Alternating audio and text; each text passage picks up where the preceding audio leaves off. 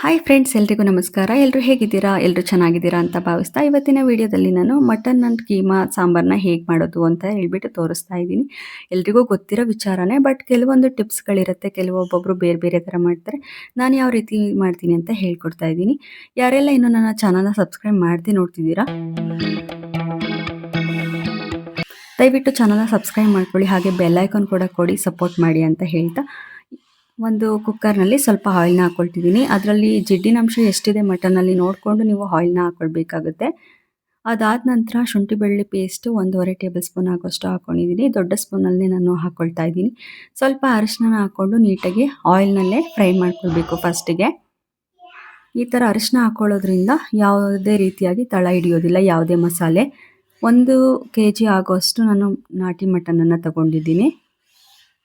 ಈ ರೀತಿಯಾಗಿ ನೀಟಾಗಿ ಸಾಫ್ಟ್ ಮಾಡ್ಕೊಳ್ಬೇಕು, ನೀಟಾಗಿ ಮಿಕ್ಸ್ ಮಾಡ್ಕೊಳ್ಬೇಕು. ಈ ಥರ ಆಯಿಲ್ನಲ್ಲಿ ಫ್ರೈ ಮಾಡೋದ್ರಿಂದ ಟೇಸ್ಟೇ ಬೇರೆ ಥರ ಇರುತ್ತೆ. ನೀವು ಮೊದಲಿಗೆನೇ ಮಟನನ್ನು ಹಾಕಿ ಆಮೇಲೆ ಎಲ್ಲ ಮಸಾಲೆ ಹಾಕೋದ್ರಿಂದ ಅಷ್ಟೊಂದು ಟೇಸ್ಟ್ ಇಟ್ಕೊಳ್ಳೋದಿಲ್ಲ. ಆಮೇಲೆ 1 ಟೇಬಲ್ ಸ್ಪೂನ್ ಅಥವಾ 2 ಟೇಬಲ್ ಸ್ಪೂನ್ ಆಗೋಷ್ಟು ರುಚಿಗೆ ತಕ್ಕಷ್ಟು ಉಪ್ಪನ್ನು ಸೇರಿಸ್ಕೊಳ್ತಾ ಇದ್ದೀನಿ. ಇವಾಗಲೇ ಸಾಂಬಾರಿಗೆ ಆಗೋಷ್ಟು ಉಪ್ಪನ್ನು ನೀವು ಸೇರಿಸ್ಕೊಳ್ಬೋದು, ಅಥವಾ ಆಮೇಲೆ ಒಂದು ಸಲ ರೀಚೆಕ್ ಮಾಡಿಕೊಂಡು ಸೇರಿಸ್ಕೊಳ್ಬೋದು.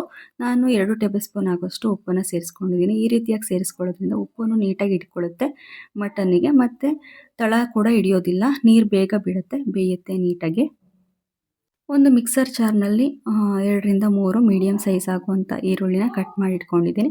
ಸ್ವಲ್ಪ ಕೊತ್ತಂಬರಿ ಸೊಪ್ಪನ್ನು ಸೇರಿಸ್ಕೊಳ್ತಾ ಇದ್ದೀನಿ. ಕೆಲವರು ತುಂಬ ಜಾಸ್ತಿ ಸೊಪ್ಪನ್ನು ಯೂಸ್ ಮಾಡೋ ಅವಶ್ಯಕತೆ ಇಲ್ಲ. ಈ ರೀತಿಯಾಗಿ ಫೈನ್ ಪೇಸ್ಟಾಗಿ ರೆಡಿ ಮಾಡ್ಕೊಳ್ಳೋದು. ಇನ್ನು ಮಟನ್ ಸ್ವಲ್ಪ ನೀರು ಬಿಡೋ ಅಷ್ಟರಲ್ಲಿ ಸ್ವಲ್ಪ ಕೈಮಾನ ರೆಡಿ ಮಾಡ್ಕೊಳ್ಬಿಡೋಣ. 1 ಮೊಟ್ಟೆನ ಸೇರಿಸ್ಕೊಳ್ತಾ ಇದ್ದೀನಿ.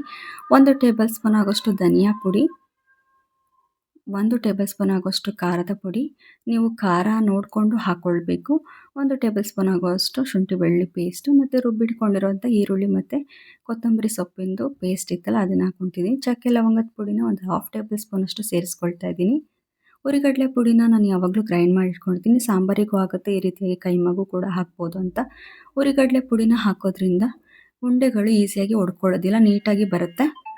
ಕೊನೆಯಲ್ಲಿ ನೀವು ರುಚಿಗೆ ತಕ್ಕಷ್ಟು ಉಪ್ಪನ್ನು ಸೇರಿಸ್ಕೊಳ್ಳಿ. ಕೆಲವೊಬ್ಬರು ಕೈಮಾಗೆ ಉಪ್ಪನ್ನು ಹಾಕೋದಿಲ್ಲ, ಸಾಂಬಾರಲ್ಲಿ ಹಾಕ್ತೀನಲ್ಲ ಅದೇ ಅಬ್ಸರ್ವ್ ಆಗುತ್ತೆ ಅಂತ ಆ ರೀತಿಯಾಗಿ ಮಾಡ್ಕೊಳಕ್ಕೆ ಹೋಗಬೇಡಿ.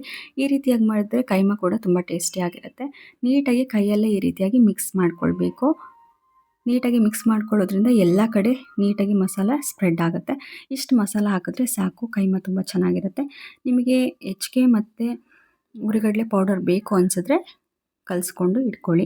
ತೀರಾ ತೆಳ್ಳಗೂ ಬೇಡ, ಗಟ್ಟಿಗೂ ಬೇಡ. ಈ ರೀತಿಯಾಗಿ ಕಲಿಸ್ಕೊಂಡು ಮ್ಯಾರಿನೇಟ್ ಆಗೋಕ್ಕೆ ಬಿಟ್ಬಿಡೋಣ 1-1/4 ಗಂಟೆ. ಈಗ ನೋಡ್ತಾ ಇರ್ಬೋದು ನೀವು ಮಟನ್ ಎಷ್ಟು ನೀರು ಬಿಟ್ಕೊಂಡಿದೆ ಅಂತ ಹೇಳ್ಬಿಟ್ಟು. ಈ ರೀತಿಯಾಗಿ ಯಾವುದೇ ರೀತಿಯಾಗಿ ನೀರು ಹಾಕ್ತೀನಿ, ಮಟನಿಂದ ನೀರು ಬಿಟ್ಕೋಬೇಕು, ಆವಾಗ ಮಾತ್ರ ಟೇಸ್ಟು ತುಂಬಾ ಚೆನ್ನಾಗಾಗುತ್ತೆ. ಈ ರೀತಿಯಾಗಿ ನೀರು ಪೂರ್ತಿ ಡ್ರೈ ಆಗೋವರೆಗೂ ನೀವು ಆಯಿಲ್ ಬಿಡೋವರೆಗೂ ಈ ರೀತಿಯಾಗಿ ಮಾಡ್ಕೊಳ್ಳೋದ್ರಿಂದ ಸಾಂಬಾರು ತುಂಬಾ ರುಚಿಯಾಗಿರುತ್ತೆ. ಕೊನೆವರೆಗೂ ಸ್ಕಿಪ್ ಮಾಡ್ತೀನಿ ನೋಡಿ, ಕೆಲವೊಂದು ಟಿಪ್ಸನ್ನು ಯಾಕೆ ಸಾಂಬಾರು ಎಷ್ಟು ರುಚಿಯಾಗಿರುತ್ತೆ ಅಂತ ಹೇಳ್ಬಿಟ್ಟು ಹೇಳ್ತಾ ಹೋಗ್ತೀನಿ.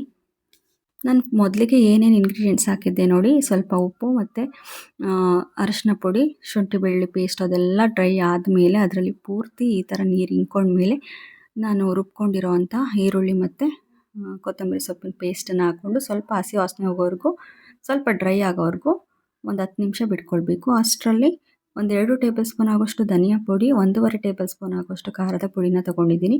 ನೀವು ಖಾರ ನೋಡ್ಕೊಂಡು ತೊಗೊಳ್ಳಿ. ಇದನ್ನು 2 ಸ್ಪೂನೇ ತೊಗೊಳ್ಬೋದಾಗಿತ್ತು, ಬಟ್ ತುಂಬಾ ಖಾರ ಇದೆ, ಹಾಗಾಗಿ 1.5 ಟೇಬಲ್ ಸ್ಪೂನ್ ಅಷ್ಟು ತೊಗೊಂಡಿದ್ದೀನಿ. ಈ ರೀತಿಯಾಗಿ ಸ್ವಲ್ಪ ವಿಸ್ಕ್ ಮಾಡ್ಕೊಳ್ಳಿ, ಯಾಕಂದರೆ ಲಮ್ಸ್ ಇಲ್ಲದೆ ಇರೋ ಥರ ಮಾಡಿಕೊಂಡು ಇದಕ್ಕೆ ಸೇರಿಸ್ಕೊಳ್ಬೇಕು. ಇಲ್ಲ ಅಂದರೆ ಗಂಟು ಥರ ಹಾಗೆ ಉಳ್ಕೊಳ್ಬಿಡುತ್ತೆ ಹಿಟ್ಟು. ಖಾರದ ಪೌಡರು ಹಾಗೆ ಉಳ್ಕೊಳ್ಬಿಡುತ್ತೆ. ನಿಮ್ಗೆ ಎಷ್ಟು ನೀರು ಬೇಯಿಸ್ಲಿಕ್ಕೆ ಬೇಕು ಅಷ್ಟನ್ನು ಹಾಕ್ಕೊಂಡು 1-2 ವಿಷಲ್ನ ಹೊಡ್ಸ್ಕೊತಾ ಇದ್ದೀನಿ ನಾನು. ನೋಡ್ಕೊಳ್ಳಿ, ನೀವು ಎಳೆ ಮರಿ ಆದರೆ ನೀವು 2 ವಿಷಲ್ ಸಾಕಾಗುತ್ತೆ, ಅಥವಾ ಬಲ್ತಿದೆ ಮಟನ್ ಅಂತ ಹೇಳಿದರೆ ಒಂದು 4 ವಿಷಲ್ನ ಹೊಡ್ಸ್ಕೊಳ್ಬೇಕಾಗುತ್ತೆ. ನಾನು 1-2 ವಿಷಲ್ಸ್ನ ಹೊಡಿಸ್ತಾ ಇದ್ದೀನಿ.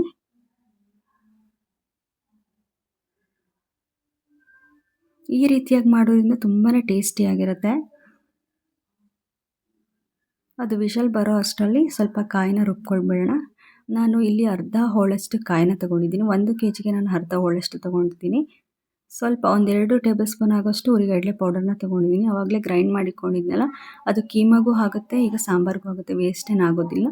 ಒಂದು ಅರ್ಧ ಟೇಬಲ್ ಸ್ಪೂನ್ ಆಗುವಷ್ಟು ಚಕ್ಕೆ ಲವಂಗದ ಪೌಡರ್ನ ತೊಗೊಂಡಿದ್ದೀನಿ. ಫೈನ್ ಪೇಸ್ಟಾಗಿ ರುಬ್ಕೊಳ್ಬೇಕು, ಇದೇ ಮೇಯ್ನು. ಅದು ಒಂದು ಸ್ಟೆಪ್ಪು ಮೇಯ್ನ್ ಆದರೆ, ಈಗ ಕಾಯಿನ ನಾವು ಫೈನ್ ಪೇಸ್ಟಾಗಿ ರುಬ್ಕೊಳ್ಳೋದು, ಇನ್ನೊಂದು ಸ್ಟೆಪ್ಪು ತರಿಯಾಗಿ ರುಬ್ಕೊಳ್ಳೋದು ಅಥವಾ ದಪ್ಪದಾಗಿ ರುಬ್ಕೊಳ್ಳೋದು, ಆ ರೀತಿಯಾಗಿ ಮಾಡಬಾರ್ದು. ಯಾವುದೇ ಮಸಾಲೆ ಐಟಮಿಗೆ ಕಾಯಿನ ರುಬ್ಕೊಳ್ಬೇಕು ಅಂದರೆ ಈ ರೀತಿಯಾಗಿಯೇ ತುಂಬ ಫೈನ್ ಪೇಸ್ಟಾಗಿ ರುಬ್ಕೊಳ್ಳೋದು ಒಳ್ಳೆಯದು. ಅದಾದಮೇಲೆ ಈ ಸ್ಟೆಪ್ ಕೂಡ ಮರಿಬೇಡಿ. ನೀರನ್ನು ಎಷ್ಟು ಬೇಕೋ ಅಷ್ಟನ್ನು ಹಾಕ್ಕೊಂಡು ಸ್ವಲ್ಪ ಕಲಿಸ್ಕೊಳ್ಬೇಕು ಕೈಯಲ್ಲಿನೇ ಕಾಯಿನ. ಯಾಕೆ ಈ ರೀತಿ ಮಾಡ್ಕೊಳ್ಬೇಕು ಅಂತ ಹೇಳಿದ್ರೆ, ಬಿಸಿ ಇರೋ ಸಾಂಬಾರಿಗೆ, ಈಗ ಬೆಂದಿರೋ ಸಾಂಬಾರಿಗೆ ನಾವು ಡೈರೆಕ್ಟಾಗಿ ದಪ್ಪಾಗಿ ರುಬ್ಕೊಂಡಿರೋ ಅಂಥ ಫೈನ್ ಪೇಸ್ಟಾಗಿ ರುಬ್ಕೊಂಡಿದ್ರು ಅದೇ ರೀತಿಯಾಗಿ ಹಾಕ್ಕೊಳ್ಳೋದ್ರಿಂದ ಗಟ್ಟಿಯಾಗಿ ಮೇಲೆ ತೇಲ್ತಾ ಬರುತ್ತೆ. ಅದು ಸಾಂಬಾರು ಊಟ ಮಾಡಲಿಕ್ಕೆ ಸರಿಯಾಗೋದಿಲ್ಲ. ಈ ರೀತಿಯಾಗಿ ಕಲಸಿ ಹಾಕೋದ್ರಿಂದ ತುಂಬಾ ಚೆನ್ನಾಗಿರುತ್ತೆ, ತುಂಬ ರುಚಿಯಾಗಿರುತ್ತೆ. ಇದನ್ನು ಹಾಕಿ ನಾವು ವಿಷಲೆಲ್ಲ ಹೊಡೆಸ್ಬಾರ್ದು, ಕಾಯಿನ ಹಾಕಿ ವಿಷಲ್ ಹೊಡೆಸ್ಬಾರ್ದು. ಕೆಲವೊಬ್ಬರು ಒಟ್ಟಿಗೆ ಎಲ್ಲದೂ ಮಸಾಲೆನೇ ಹಾಕಿ ಕಾಯಿನೂ ಕೂಡ ಹಾಕಿ ವಿಷಲ್ ಹೊಡೆಸ್ತಾರೆ, ಆವಾಗಲೇ ತಳ ಹಿಡಿಯೋದು.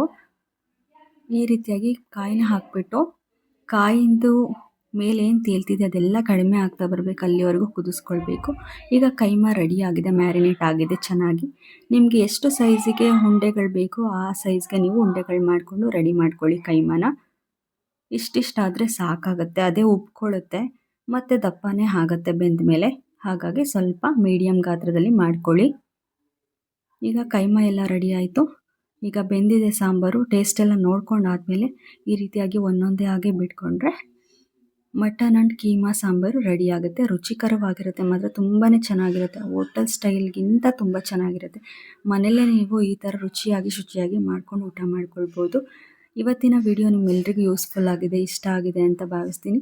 ಲೈಕ್ ಮಾಡಿ, ಶೇರ್ ಮಾಡಿ, ಕಮೆಂಟ್ ಮಾಡಿ, ಹಾಗೆ ಸಬ್ಸ್ಕ್ರೈಬ್ ಮಾಡಿ.